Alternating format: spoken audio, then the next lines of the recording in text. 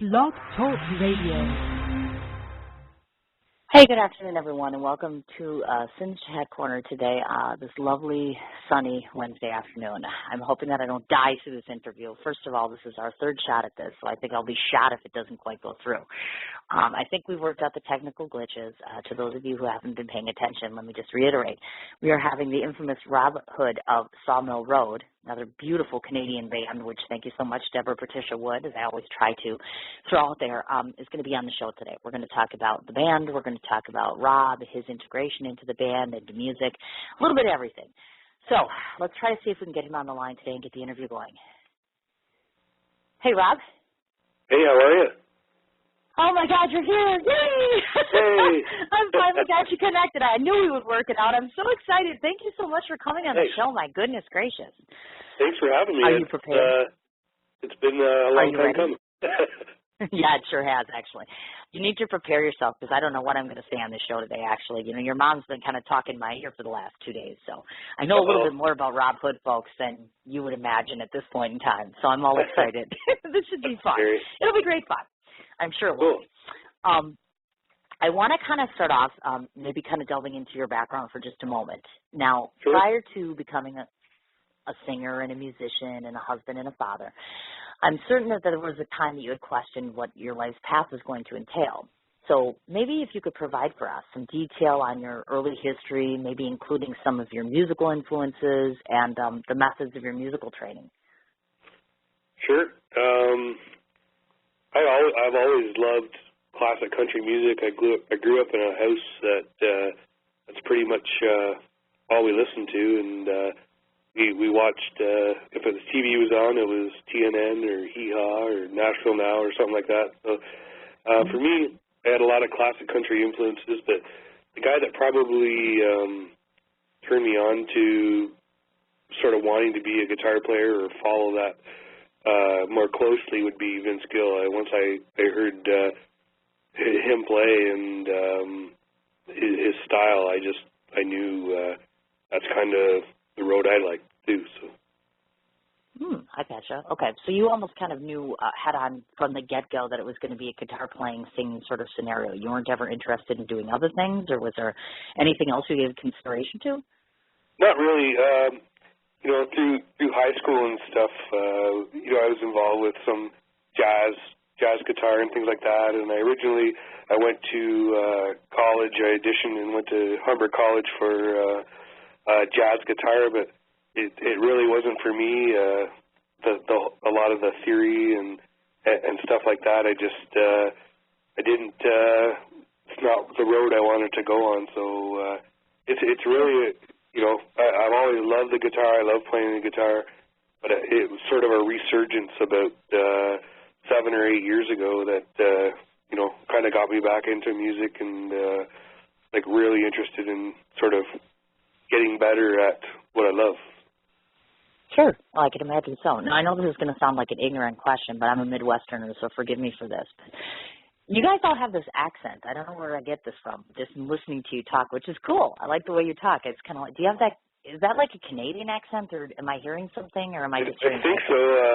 I know one of our first trip down to Nashville, Dwayne and I went down, and a lady at the gas station said, "I love y'all's accents." And, you know, I didn't realize I was the one that had the accent, but I guess we hear it all the time, so. No, I'm certain of it. You sound funny. It's as simple as that, and I mean that in the nicest way possible. You do. You just sound different, and there's nothing wrong with that. You know, we're all a little different. That's cool, and I love you Canadians because you're all attractive and you sing well. I've said that about 10 times, but it's true. You're all attractive and you sing well, and there's absolutely nothing wrong with that. My future husband's in Canada, and I'm coming to find him. I've told Deborah this about 18 times, but I mean it this time. And now if I don't come to your mother, she's going to break my hip, apparently. So I'm in big trouble with Carol, too. Whew. Okay, before we merge on to the next thing, I kind of want to throw this out there. I ask this to a lot of musicians just because, you know, it seems pretty stereotypical.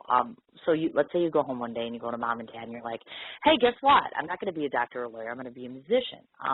Was there any sort of not controversy, but just sometimes parents can be very protective of their children, obviously, and that they want you to have a secure future. And as we all know, as musicians or as artists, per se, that's not always a secure future. So did they have reservations about this, or were they very supportive in your endeavors? They were the most supportive any parent could be. My mom and dad really had no preconceived ideas what they wanted me to do as I got older, grew up as a all they want is for me to be happy. So if music was the thing that was going to make me happy, that they were totally on board with that. And I mean, since I was 6 years old, they were the reasons I take guitar lessons or got me to guitar lessons. And I grew up in a family that we wanted for nothing, but like money was not bountiful. So Sure. for them to, I never had crappy guitars. My parents always made sure that I had, the guitars I wanted or the quality of guitar I wanted, and there was never any question about how was I going to get that. That's amazing. That's absolutely wonderful. I'm adopting your family next week, just going to say that. We don't all have that. That's wonderful. That's amazing. And honestly, to tell you the truth, I'll just give my 2 cents on that. I do think that it's fundamental as it relates to musicians or artists alike that, if you have that bond, that support at home, I think it's 100% a step up or a leg up as it relates to you becoming more successful. You have that continual, consummate encouragement by that person, and that's amazing. Kudos to you. That's awesome. Thank you. It's huge. Go ahead. Hello? Oh, no, go ahead. That's fine. You all finished? I wanted to let you finish your statement there before I went ahead. I noticed. I mean, that for me was, there's never been any question about, should I do this, should I not do this? I have full support as far as that goes. Perfectly wonderful. That's awesome. Now, I noticed in perusing your background and your biography, et cetera, that it's pretty obvious to me that country is kind of your forte and where you're going to step in, because I know that you have prefaced that individuals such as Merle Haggard and Chet Atkins had served as idols to you, or icons, I should say. I was curious to get your take on this.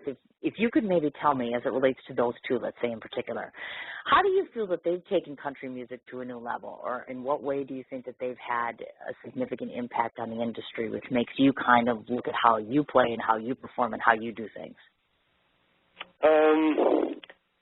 I guess for me, those songs they're really honest. They're really I don't think Merle Haggard ever sat down and wrote a song that he thought would be good on radio. He just wrote what he wrote, and it happened to be something everybody could relate to, and I think that's what gives country music kind of an honesty. And I know for me, that's how I relate to it. It's especially the classic country stuff. Those are all feelings and emotions and things like that everybody has gone through or felt at one time or another. And I think they kind of brought that out where it was allowed. Gotcha. Wow. I have to admit, as we're for the first question already, to those that are listening or will listen, I should say, I was privileged to get the information that apparently you're not a very serious man, but I got to tell you, you're killing me here with the serious sound in your voice. I'm afraid of you right now. You need to lighten it up a little bit, pal. Scared me a little bit here. I'm like, we're already crashing, and it's question 1. Don't do this to me. Okay. Let's see what we got here. Now, I'm going to be the first one to admit that I'm a novice as it relates to musical performance and being musical anything. I mean, I have to be drunk to do karaoke, so I can't do any of this stuff. I can't play an instrument. I can't sing. So I got to ask these questions for you. First of all, sure. I know that you've prefaced guitar picker. What's the actual definition? What exactly makes you a guitar picker? I don't get it. I guess just the act of playing guitar makes you a guitar picker. Really? Okay. Okay. Yeah. So let's take it a step further, for instance. Like, I have a very dear friend of mine, Danny Wynn, lives in town here, and amongst all the musicians here, we have different levels of guitar players, depending on what type they play and so forth. Like, for instance, he's a guitar shredder. So let's say you got yourself and him in a room. How do you vary? I certainly don't shred on the guitar. Okay. The whole lead guitar, that side of things is pretty new to me. I got more serious about becoming a better guitar player a few years ago, and I got a ton to learn, but I think I've learned a lot, and I've gotten a lot better in the last few years. But I just tried to, I guess, surround myself with, and I've been lucky to be able to surround myself with, like my guitar heroes who, again, I'm lucky that they're all sort of within arm's reach, and they're very nice people, and they're very open, and they're willing to help, other people that want to learn, so. Sure. And now, from your own personal experience, or from your own opinion, I should say, how does one get a real strong proficiency in the area that you're in, meaning as far as guitar playing goes? There's some that are out there that are friends of mine or people that have come on the show, and they've said, you know what, I've had no formal training whatsoever. I taught myself. That's it. End of story. How does that vary in terms of having some of the training and having being taught as compared to self-taught? Is there a difference? Is one more of a necessity than the other, do you think? I think a certain level of theory and things like that are necessary. I don't have a very a strong theory background. One of the best guitar players I've ever heard, and I'm really lucky to take some lessons from the guy, is Wendell Ferguson here in Canada, and he's like a 6-time CCMA Guitar Player of the Year, amongst all kinds of other credits to his name. And the first thing he told me when I went for a lesson was he's not a formally trained musician, and he's good at what he does. So I don't think it's a huge it's definitely an asset if you are formally trained, but I don't think it's a huge requirement. Now, do you think that you fared more accomplished in the field of playing as compared to singing, would you say?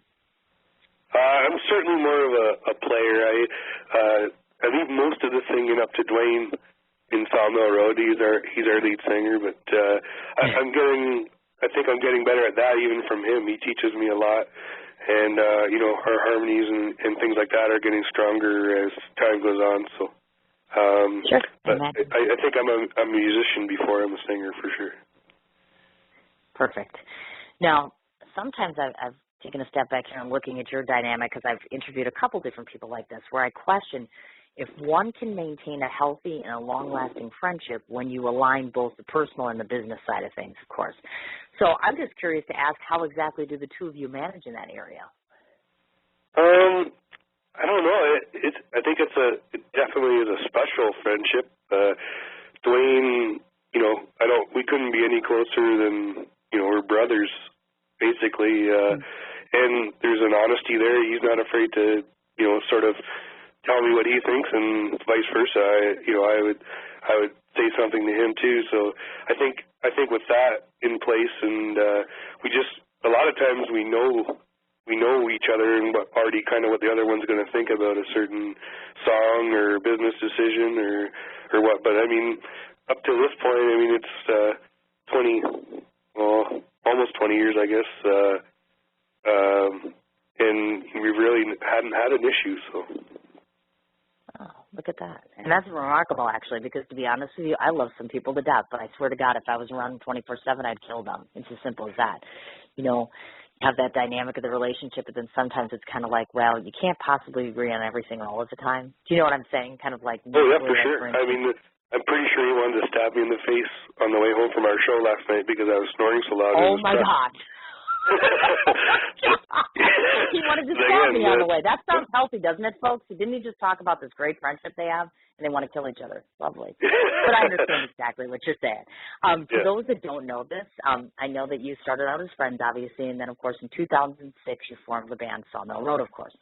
Now, at that time, when you first started out, did you have set goals and intentions for the band, and if so, have they wavered or been altered since? No, not. We just we love playing live, and whether that's in front of 15 people or we've played some shows that are like 5,000 people plus. When we started the band, and even till this day, we're releasing the single to Canadian radio and everything. We just let it do what it's going to do. We're not putting any pressure on it. We just kind of follow it where it takes us, and I mean, if that. It's been an amazing ride, and it's already exceeded anything I ever thought it would. So I think by doing that, you don't set yourself up for a lot of disappointment, I guess. Oh, definitely. Sure. So, I mean, you obviously didn't put yourself up with the dreams of grandeur of, yes, we're going to be on, Grand Ole Opry, and this is going to happen, and this is going to happen. So you kind of kept it at bay, so to speak. Yeah, I mean, if those things happen, that's amazing. If they don't, it's amazing too. Like, we have pretty awesome lives, with music, and we have, awesome families and wives and kids and things like that. So there's already tons of really cool stuff going on, and it's kind of like the icing on the cake, right? Oh, my goodness, definitely it is. And, obviously, as we'll get into this interview, we'll find out, of course, about his music and just the sound, this powerhouse sound that I talk about. And hopefully you won't mind this from my inference. So one inference I've gotten so far listening to your music, for some strange reason, I thought Zach Brown. That was the comparison between you guys. Very and cool. Zach Brown. Dwayne will be very happy to hear that. That's his favorite band ever. So. Really? He's had supper with them before their show here in Toronto and stuff, and he'll be elated to hear that. So. Oh, I can imagine so, definitely. Now, one of these things I'm always intrigued to ask, and obviously every person is different depending on the dynamic and such. Obviously, you were of a bona fide friendship with someone that you work in a band with, and you also have a family. Now, do you feel that, is it possible to juggle life as being a musician and as being a father and husband? Is it tumultuous at times? I mean, do you think that you're capable of being able to juggle everything effectively, or do you think something ends up getting kind of lost in the shuffle? It's definitely it's hard to find a balance sometimes. We're pretty, we're not touring 200 nights a year or anything like that, but Sure. You definitely have to have understanding spouses and awesome spouses, and just Sure. make the best of the time that you're there with them, right?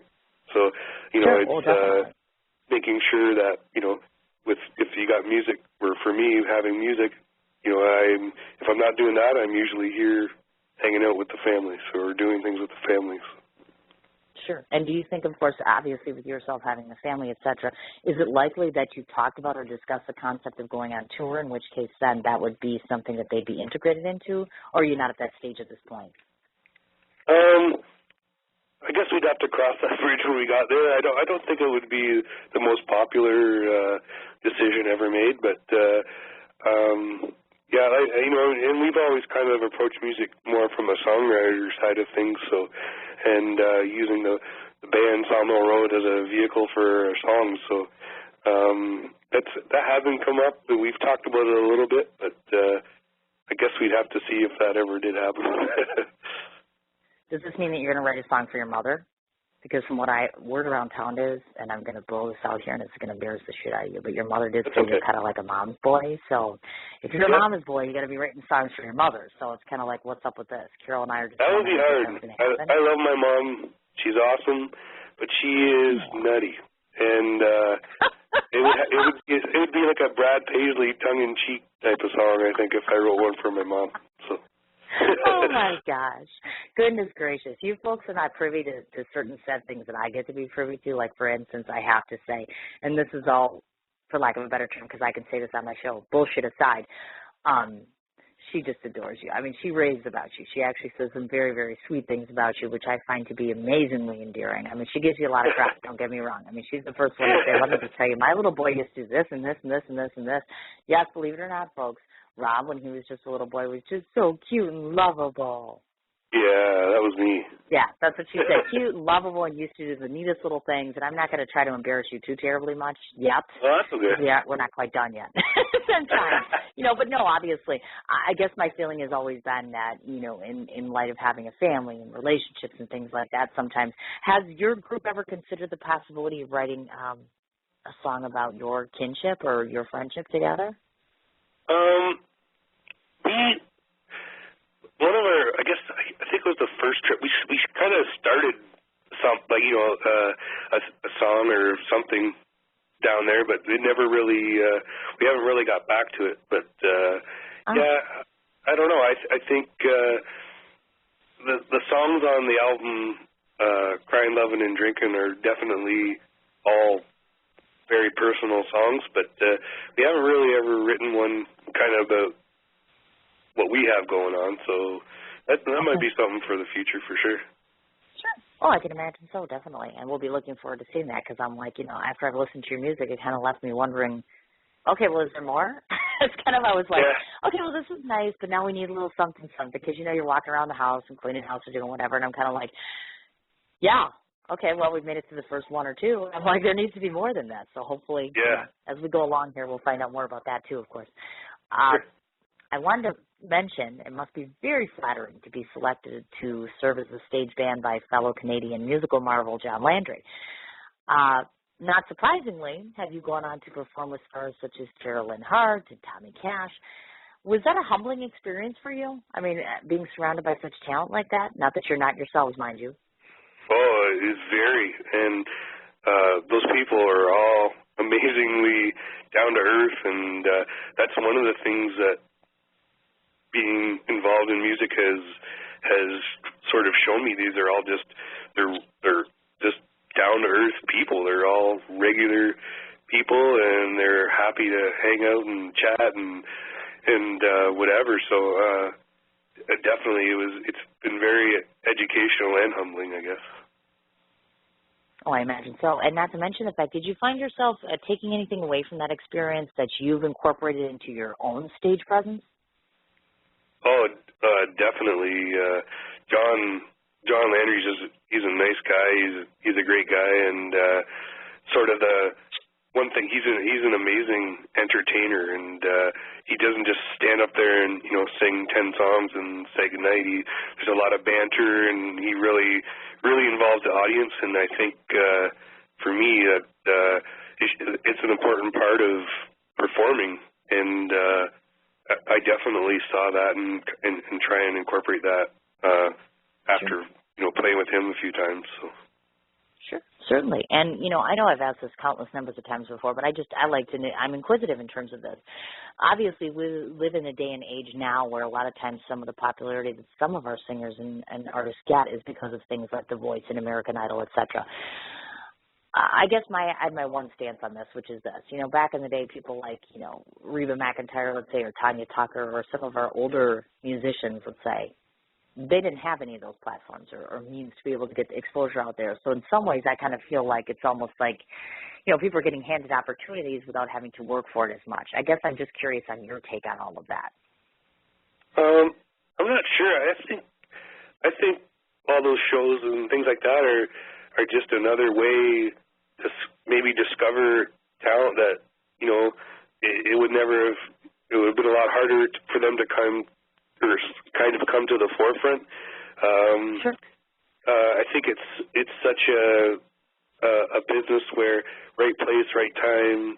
There's so many talented people, especially you go down to Lower Broadway on a Friday night in Nashville, and I mean, you walk into a bar and you think that is the best band or musician I've ever heard. Then you go next door and they blow them out of the water, right? So I think those shows, allow talent to be seen that maybe otherwise, wouldn't, and only because of circumstance or chances, right? Oh, definitely. And I don't necessarily think it's a bad thing necessarily. Like I said, there are some out there that we definitely love the fact that they're out there and they get discovered and all that good stuff and everything. But then again, the other thing I think about too is I've noticed the transition between just old-time country, regular country music, banjo-type country music.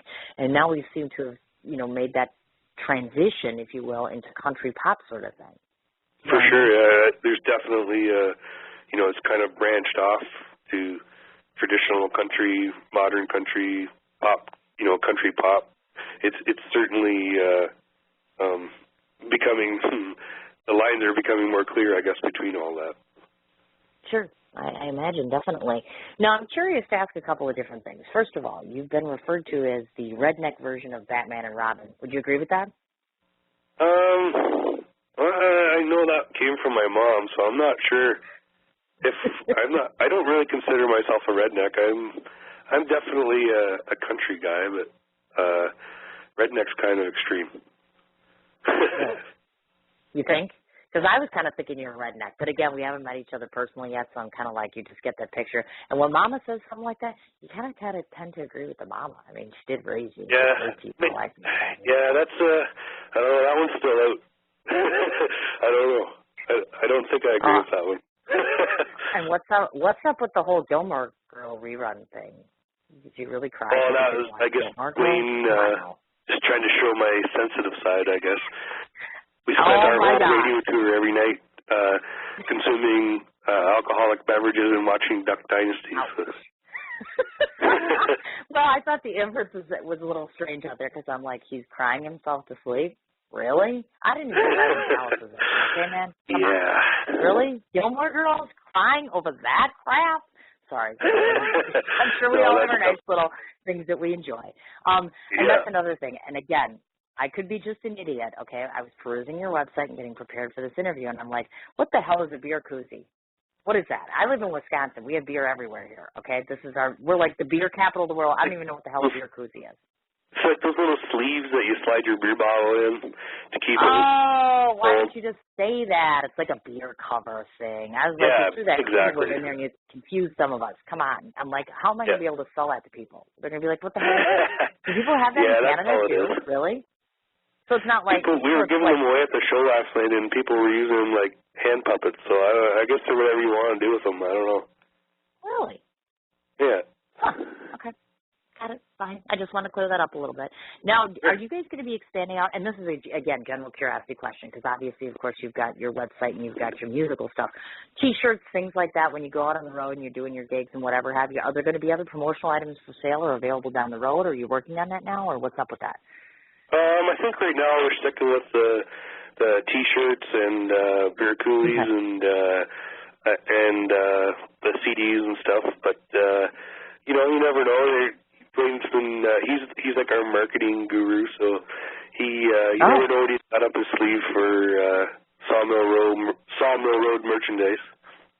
Okay, so since he's the marketing guy, I will give you a little tip. Don't piss him off. So you better be nice to him on this radio show. Like, stop talking about his consummation of alcoholic beverages, etc. Blah, blah, blah. But I will ask you this. He's the man when it comes to that, too. That's okay, but I'm sure he'll probably listen to this interview, so we have to be relatively nice. But since he's not on here, I can actually say anything I want or ask anything I want. So let's just ask this question. Let's ask you, because, of course, you've had a long-term collaborating time with him in a friendship. What would you tell me or what would you tell our audience is the one big contribution you think that he brings, that his best feature that he brings to Sawmill that makes it so successful? He definitely takes Sawmill to the next level, like as far as professionalism. He knows he wants it to look like a pro. We carry ourselves, or he sort of makes us carry ourselves like professionals. And when you look at our stage, it's clean. There's the Sawmill Road backdrop. There's he stews and he pours everything he's got into our set list to make sure that like people are up on the dance floor and they're enjoying the show, and it's not just just printed off his computer. He spends hours and hours and hours sort of arranging that stuff. So he loves concerts. He goes to, I can't even count how many concerts he goes to in a year, and part of that is he's taking notes. He wants to bring that sort of level of entertainment to the people that come see our shows. So I think if anything, he sort of takes us to the next level for sure. Oh, definitely. I imagine so. Now, do you think, and this just occurred to my mind as well, actually, do you foresee in the future, maybe you haven't thought about it or considered it yet, possible expansion of the band, maybe making it a larger size, incorporating other musicians or instruments for that matter, just kind of spice things up a bit? It would be cool to add some like bluegrass instruments and things like that are on the recording, like on our CD, but for our live show. But we just went from a 5-piece to a 4-piece, and just as far as coordinating, getting people places and all our gear and things like that, I think that'll be a little easier with 4 of us. So. Oh, I imagine so, definitely. I've got it. Okay, now before we start talking into having a discussion, I should say, about your music, I wanted to take a brief moment to kind of touch upon one thing that actually touched my heart. I'm always impressed, and it's always taken me to the next level when I find out that someone has done things from a charitable aspect. And I know that you have used your talents before there's a song called It Ain't Right, and I know that you had done a performance. You had an ally with brain cancer. Yep. So maybe as best as you can you elaborate upon if this served as a means, first of all, I know a lot of times musicians will go out there and when they have friends or people close to them, this is a means for them to be able to accept certain realities of life, in terms of cancer treatment, things like that. Was this let's try this again, Cindy. Was it inspired by the band or by others? Meaning, were you approached to actually do this? Did you do this on your own? Was it a successful project by your own standards? No one approached us. That song completely came from a place where I started writing that song on the morning of that our friend's funeral, and I was not dealing with it well. I felt ripped off, and I was really sort of angry. And for me, that's how I deal with emotions or what's going on in my life. And sometimes, I wrote that song in 10 minutes, and I sent the MP3 to Dwayne, and he added like a bridge and some other stuff to it that kind of filled it out. So, and then I said to Dwayne after, I would never want to profit from that song, from where it came from. We should do something cool with it, and he came up with the idea of donating all the profits from that song to her son's education. So that's awesome, absolutely awesome. I think that's so cool when artists will be able to do something like that, and I do think that's essential. I've seen it happen before, where it does serve as a means of people to heal, and it does help with the process. And it's just a neat way to be able to say what you need to say without putting it on paper. I think that's absolutely beautiful, and I wholeheartedly appreciate that. Now, as far as you guys somewhere down the road, it's not unlikely oftentimes that musicians lend themselves to particular charities. Do you have ones that are close to your heart that you support or that you will continue to do things for? There's two or three I think that are particularly close to us. Definitely one for sure is cancer research and like donations to that charity, and MS for sure. That's hit us very close, and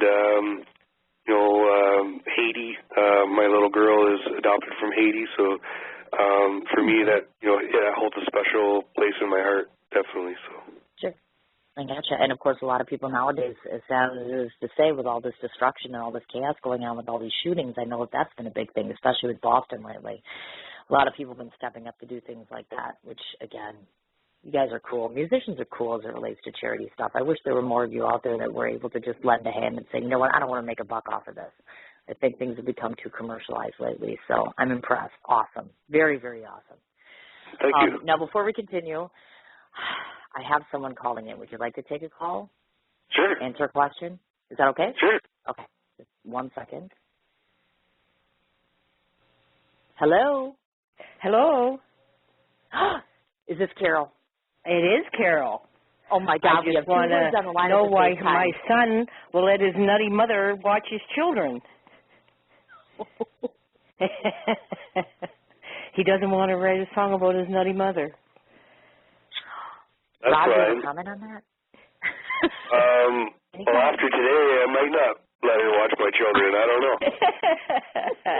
Hey, then now I have another question, and you got to be truthful, okay? Yeah. What do you do on the road? Just what do you really do on the road? Just hang out and your mothers and your wives want to know. Well, there's a lot of downtime. Just hang out until we play, and then that's about it. Hey, I understand, son. I believe you. You're a good boy. I know. I'm going to die after this interview because someone's going to kill me. I can see it right now. Rob's like, I don't want to ever know her again. Thank you very much. We live Carol, 4.5 minutes apart. Now, Carol, since you are in the line, I guess I should tell you in all honesty, we can't pick on the guy too much. So tell the audience this much. Tell them exactly. I guess there's two big questions that I wanted to ask you. First and foremost, if I were to ask you way back when, would you have foresaw that this is the kind of career and this is the success that your son would have achieved? And then second of all, the other question being, of course, tell the audience what you think makes Sawmill distinguished from other bands or other artists. Why should they go and see your son's band? Okay. Well, first of all, I didn't realize that he was going to be a famous guitar player. But when he was 8 years old, he took his little Sears guitar to school and took lessons during his lunch hour, and it just took off from there. He just found something he loved to do, and he kept doing it until where he is now. And people should go see him at Sawmill Road because him and Dwayne are awesome together, and they have a new guitar player, Shane, which I haven't heard play yet, but I've heard Joel on the drums, and they are a good band, and you should just go see them. Now, Mom, does that mean you'll convince him to come to Wisconsin? Because I tell his publicist all the time, these people need to come and visit me in Wisconsin. I can gladly toot their horn. I will make them play all over the place, but no one will come. No one will leave Canada to come see me. What is wrong with me? I have a birthday coming up in July. You folks can come up here. You can come and sing for me. Public, lots of people. It's Wisconsin. We have Summerfest.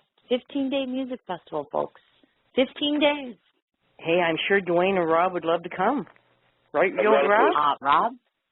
Yeah, that sounds good. Really? He knows I can't come because I don't have a passport. I'll have my people call your people. Yeah, it would be absolutely, absolutely lovely. And I couldn't resist the opportunity, Rob, just because your mom wanted to call and just say nice things about you. I mean, she does. Well, that was nice. She does actually.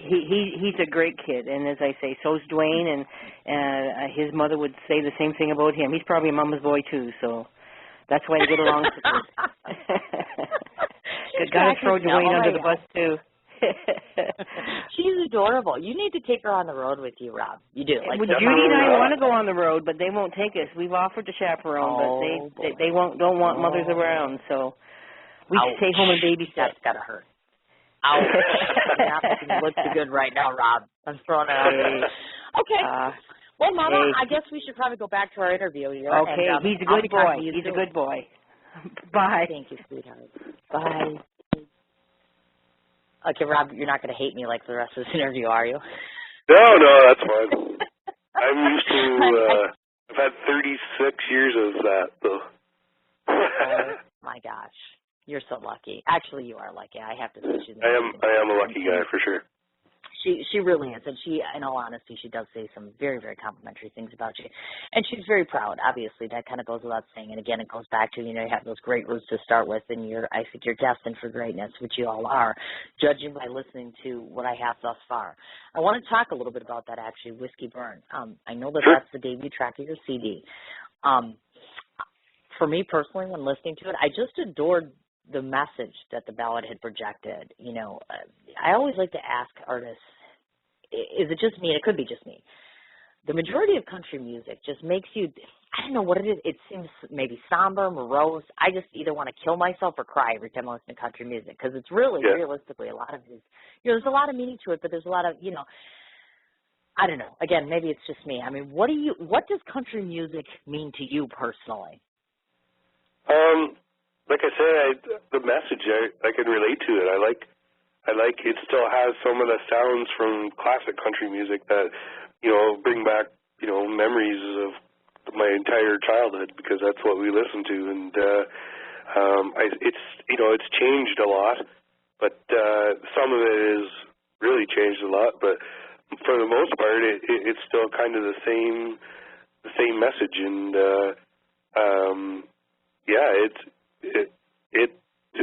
to me, it's what I relate to, like as far as music that's out there. So. Sure, I imagine so, definitely. Now, as far as for debut single, was there a particular reason why you selected Whiskey Burn as compared to another ballad? That is. Whiskey Burn's probably the most up tempo sort of country rock song that's on the CD. It's definitely traditional, but not as traditional as say Jesus and Jim Beam or something like that. So I think out of all of them, we were thinking it would be maybe the best one for radio, and we were really fortunate. I kind of got to bounce a lot of the songs, or I've got to bounce the CD off Randy Owen up here from CJDL in Tillsonburg, and who's really respected and well known in Canadian country music in general in North America. But and I kind of was just looking for an opinion on what, if he heard a single when he listened to the CD, and it's about a 3-hour drive from here, but before I got home, they had added it to their rotation, so that was a huge, huge compliment, and, I'll never sort of forget that. I really appreciate him doing that. Oh, I imagine. Now, if I were to ask you, let's take this song in particular. How do you feel that this particular piece of work differs, let's say, from the likes of fellow artists out there? How do you make a distinction? Is there a distinction? What's the difference? It's for us. This song is probably one of the least personal ones on the CD. I don't think it really came from anywhere too deep down. It started life as a bluegrass song. It took on a couple different sort of styles and variations, and it actually was pretty slow ballad just before we went to the studio to record it. And Dwayne had some ideas for it, and he completely sort of did an about face just before going to the studio. It is what it is now. So as far as how it differs, I think it's still pretty traditional sounding compared to, say, what's top 40 on country radio right now. I would definitely agree with you 100%, as a matter of fact. That's one of the first things I liked about it when I turned it on myself, and not knowing, what I was going to hear, what was going to happen or whatever, just looking at you and reading your stuff. And I thought, well, what's this going to be about? And I got to tell you, I appreciate that old sound more than I can tell you, for lack of a better term. Well, and a shit ton of my friends are acoustical musicians, so it's kind of taken back to roots, and I really like that. So I'm going to give you a break for 3 minutes because I'm going to play your song, and then we'll see what everybody else thinks. Just give me 1 second, and let's get this turned on, and we'll see what everyone's got to say. Whiskey burned her memory down.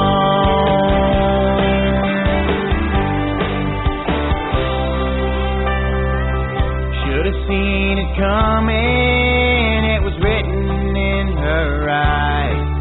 'Cause at least a million tears were cried before she said goodbye.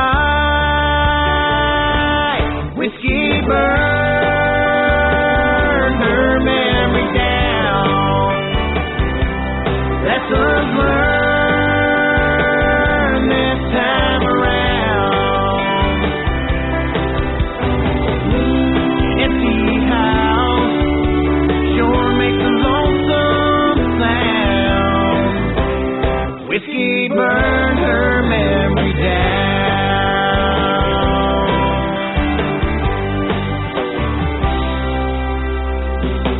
At the same old bar again, Jimmy and Jack, my two best friends.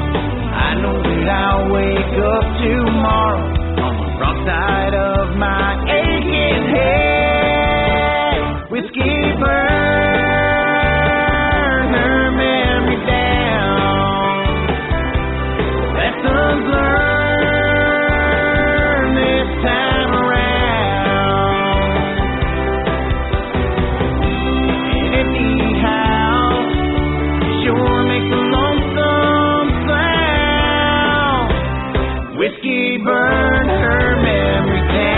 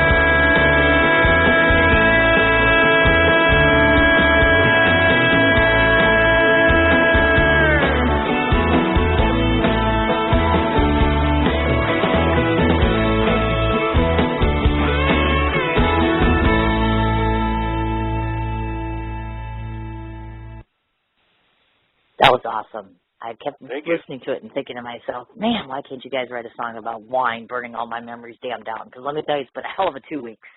Nobody ever talks about the wine thing. They always talk about the Jim Beam, John, whatever, Jack Daniels, Southern Comfort, blah, blah, blah. I don't see no damn wine songs. In fact, nobody's singing about wine. Maybe you could write me a wine song. I think it would help. It would help with the show, actually. Yeah. I keep telling Deborah, find me a musician who wants to write me a theme song for the show. You'll note that there's no intro to the show. There's got to be a reason for that. Right. Exactly. So I'm waiting for these musicians to show up at my door.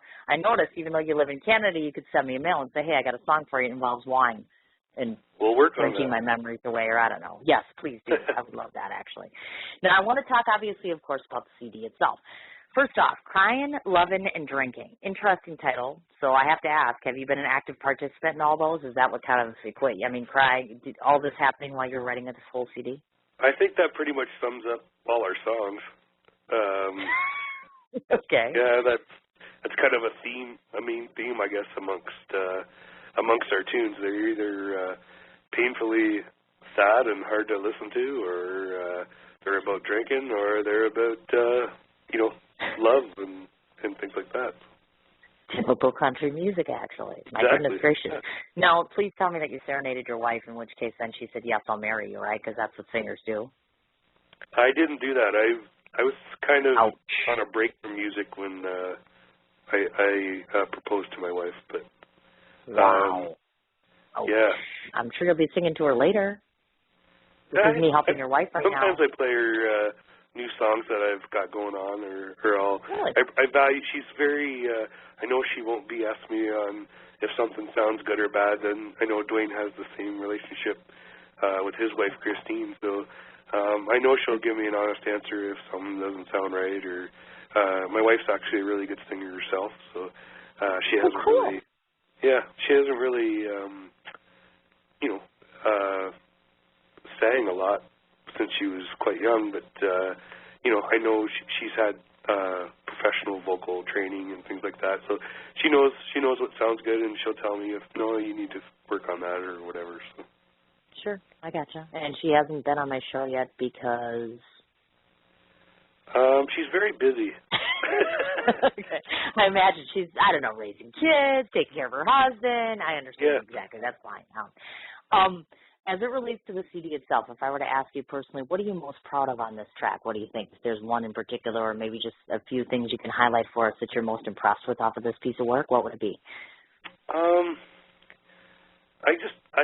One thing I think we're proud of is that these songs, we didn't alter them to make more sales, or they were nothing really got sort of altered to so they would be better. These songs are us, and that's basically wide open for everybody to listen to who buys one, right? So as far as proud, I like the song that I wrote for my daughter.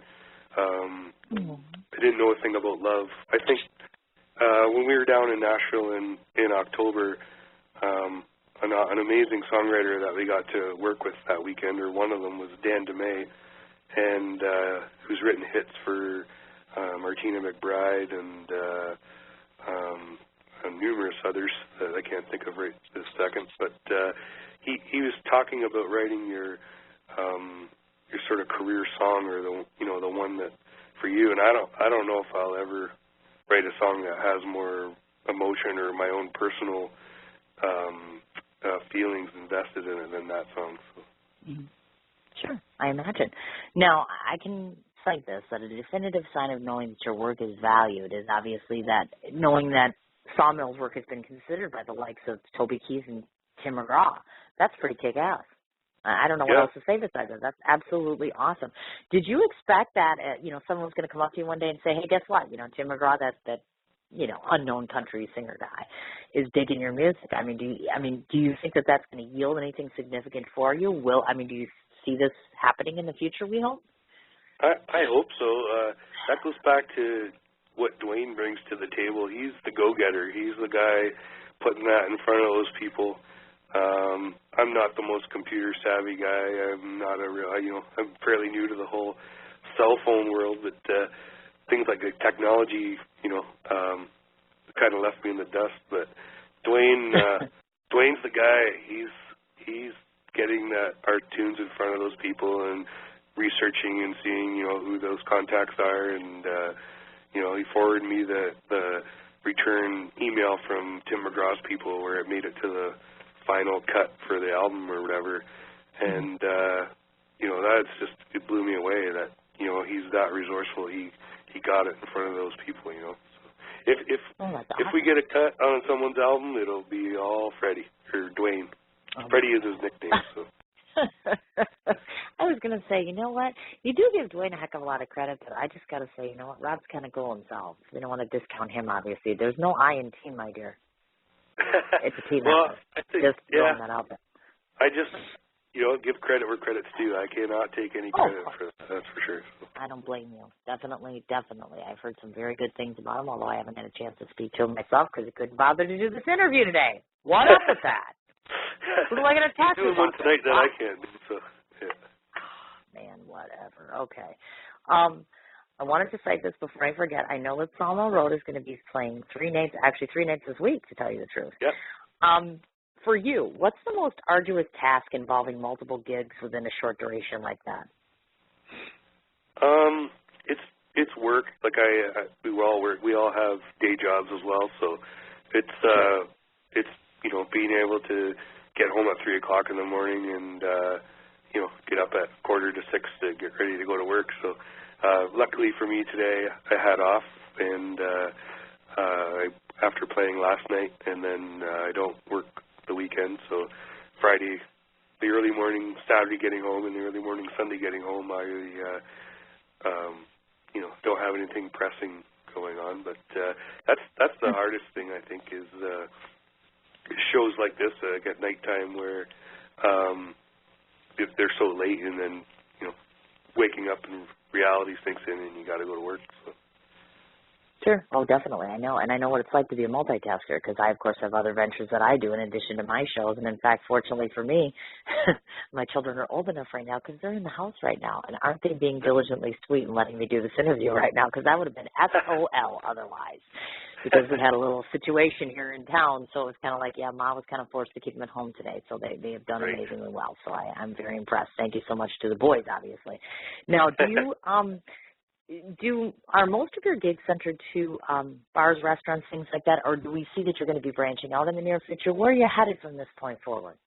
We do a few bars, and those are great. We love those crowds too.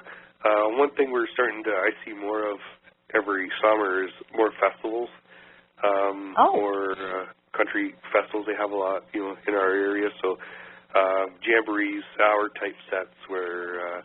Everybody's camping there for the weekend, and they come down to the stage, and they might see, 6, 7, or 8 different artists in one night each playing for an hour or an afternoon into the evening. So we're starting to see more stuff like that. And those people are there to be entertained, so those are always great crowds too. And from what I hear, you're coming to Wisconsin. Did I hear that right? I'm fine with that. If we can make that happen, let's do it. This is awesome. I'm not so sure that we have like Gilmore Girls. I'm not so sure that we have those things here in Wisconsin. I don't know if they'll play that. You guys have fishing there, so. Oh my God, yes, we have fishing and we have beer and we have Harleys. We are Harley Central here. This is Milwaukee Harley Davidson, obviously. So that would be absolutely amazing. Of course, are you going to take your mom on tour? Definitely not. Ouch. Carol, did you just hear that? Wow. She gives you the gift of life, and you diss her, and you won't take her on tour. What the heck? Awesome. She's definitely not going on the road, that's for sure. Would that be a problem for you in some way, do you think? Yeah. I mean, the first person that booed us or, your mom would probably kick we may have had an issue with, then she'll be, all over that. So we would have to separate her from those people. How about we just compromise and we say, okay, maybe we could compose a little something for Mom. Just keep her happy. Yeah, I'm sure she'd be happy with that. Well, I'm sure she'd be happy with you, period. She just absolutely adores you. Definitely.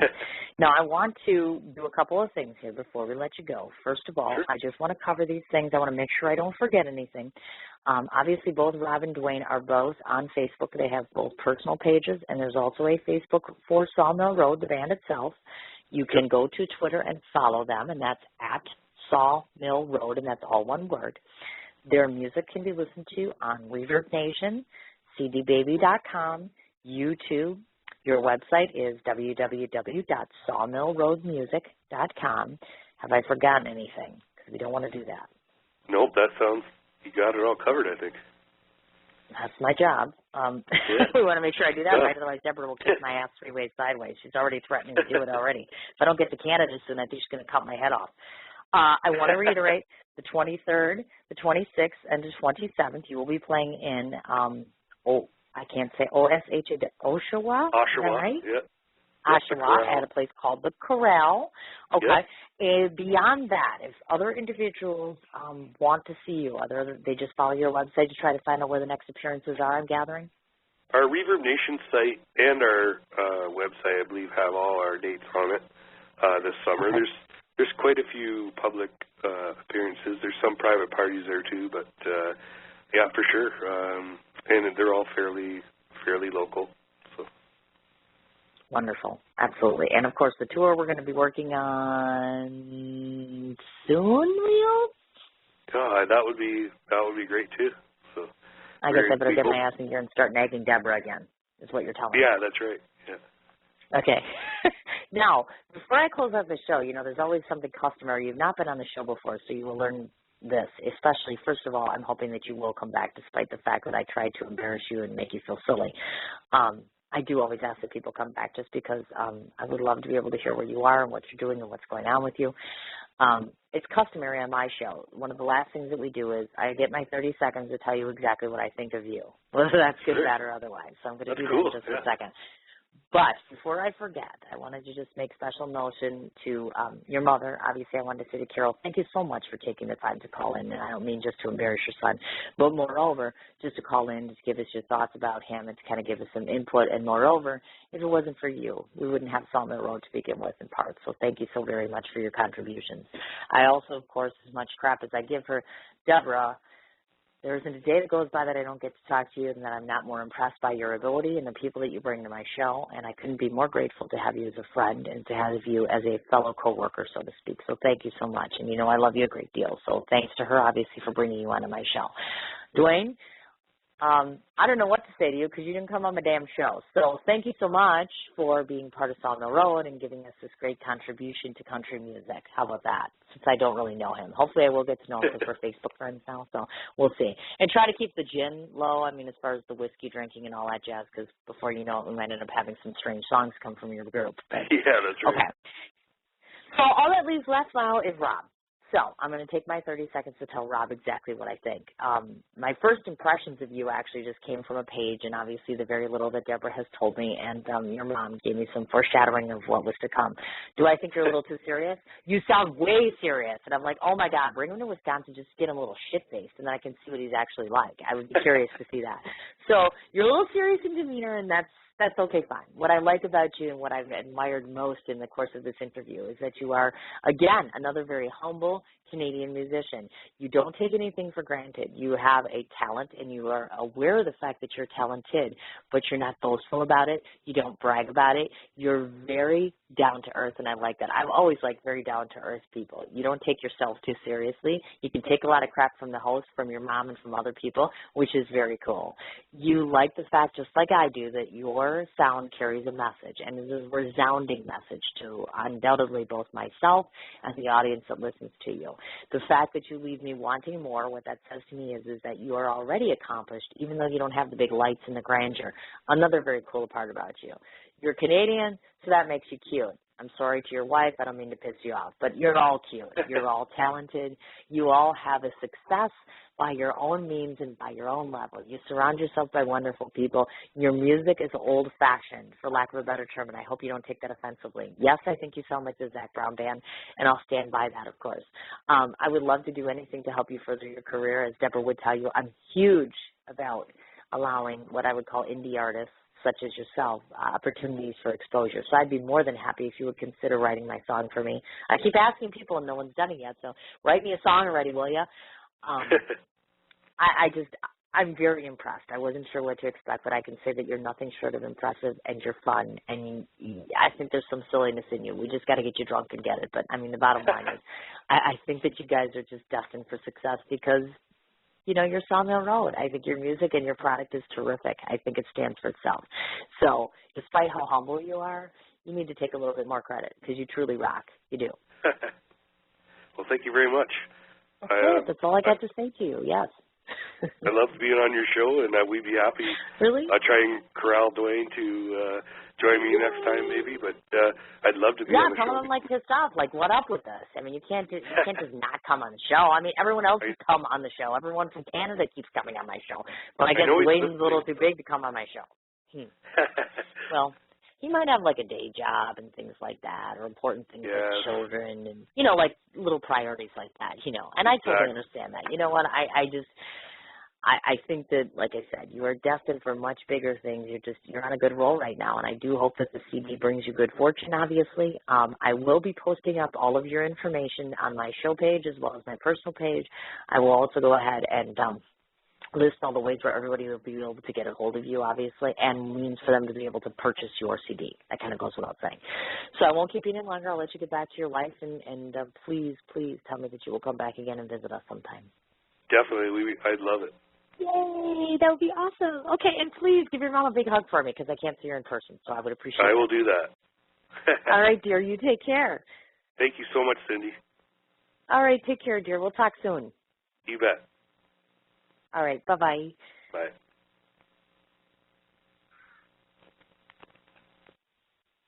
All right, folks, that was my exclusive interview with Rob. Wasn't he absolutely wonderful? He took all of my crap very well, actually, and he took crap from his mother. So any guy that does that's pretty cool in my book. Just want to reiterate real quickly again that Sawmill Road has an actual Facebook page for the band itself and also for both Dwayne Eddy and as well as Rob Hood, both of which are in the band, of course. You can follow them on Twitter, and that's at, an all one word, Sawmill Road. Their website is www.sawmillroadmusic.com, and in order to listen to their music, you can go to either Reverb Nation, YouTube, or cdbaby.com. So once again, as always, I say thank you so much to Deborah, my gal pal. Thank you very much for all the work you do. Thanks again to Rob for coming on the show. Thanks again to Carol. Thanks to everybody that's listening, obviously. Tomorrow, please join us as far as in the chat corner goes, 5:30. One of my absolute favorite local artists is going to be on the show, and that's Jen Dakota Lee. Both herself, along with Jeffrey Radeye and their 5 other band members, are going to be gracing my stage tomorrow at 5:30 Central Standard Time. And just as an FYI tonight, I'm blowing a doubleheader because I'm insane and I haven't drank any medication yet. I am doing another show this evening for my sister station, which is Sam Crow Radio. We're going to be having Paul Vasquez, former Sons of Anarchy cast member, amongst being an author, amongst being on 50,000 other projects, both in TV and film. Please join us tonight, 8 o'clock Central Standard Time, and that's blogtalkradio.com / all one word, Sam Crow Radio. So again, thanks to everybody for spending your afternoon with me, and I'll talk to you tonight.